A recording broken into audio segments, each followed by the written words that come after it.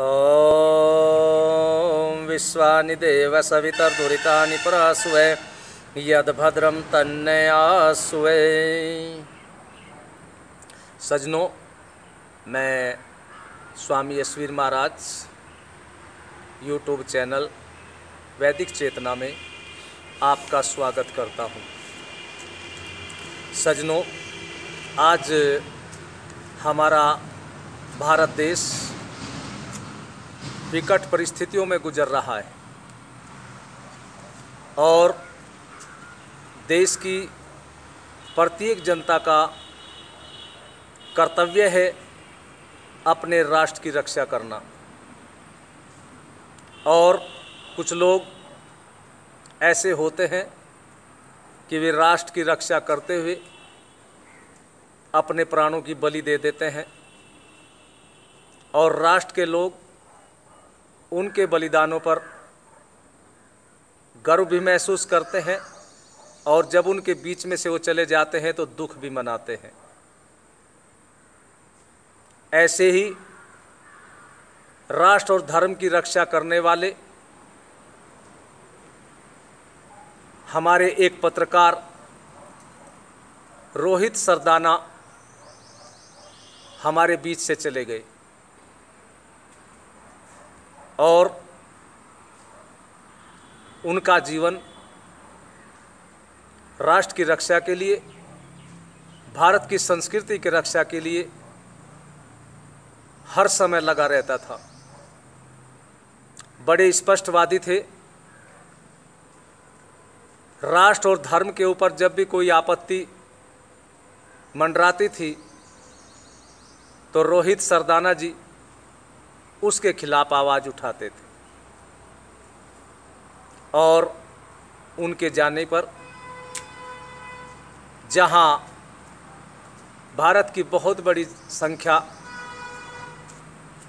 दुख मना रही है, वहीं इस देश के अंदर ऐसे लोग भी हैं कि जो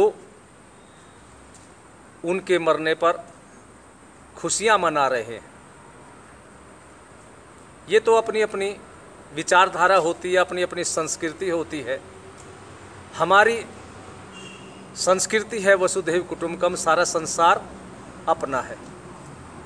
हमारे यहाँ तो प्रार्थना की जाती है, सर्वे भवन्तु सुखिनः, सर्वे सन्तु निरामया, सर्वे भद्राणि पश्यन्तु, माँ कश्चित् दुख भाग भवेत्। प्रभु से प्रार्थना की जाती है, प्रभु सब सुखी हों, सब निरोग हों, स्वस्थ हों और सबका कल्याण हो और कोई भी दुखी न हो।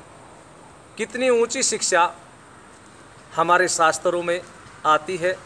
वहीं कुछ लोग ऐसे हैं और वे यही प्रार्थना करते हैं कि अपने मजहब वालों को छोड़ करके दूसरे मजहब के जितने भी लोग हैं वे समाप्त हो जाए।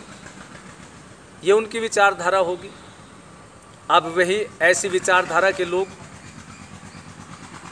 सरदाना जी की मृत्यु पर कितनी खुशियां मना रहे हैं, लेकिन ये तो न्याय है। प्रभु को इसीलिए न्यायकारी कहा गया है, वो न्याय करते हैं। लेकिन हम ऐसे विचारधारा में पले बढ़े हैं कि अभी एक बहुत बड़ा गुंडा हिंदुओं का अपहरण करने वाला, हिंदुओं की महिलाओं को, बेटियों को अपहरण करके उनके साथ बलात्कार करने वाला, बिहार का रहने वाला साबुद्दीन, वो मर गया। लेकिन हमने कभी भी उनके मरने पर कोई अपशब्दों का प्रयोग नहीं किया। लेकिन वही ऐसे है कि सरदाना जी के मरने पर ऐसे ऐसे शब्दों का प्रयोग कर रहे हैं जो एक सभ्य समाज के लिए उचित नहीं होता। खैर, जो भी हुआ ये तो अपनी अपनी विचारधारा है। मैं तो सभी देशवासियों से प्रार्थना करता हूं और विशेष करके हिंदुओं से प्रार्थना करता हूं कि आप सावधानी पूर्वक रहें और सावधानी हटी तो दुर्घटना घटी।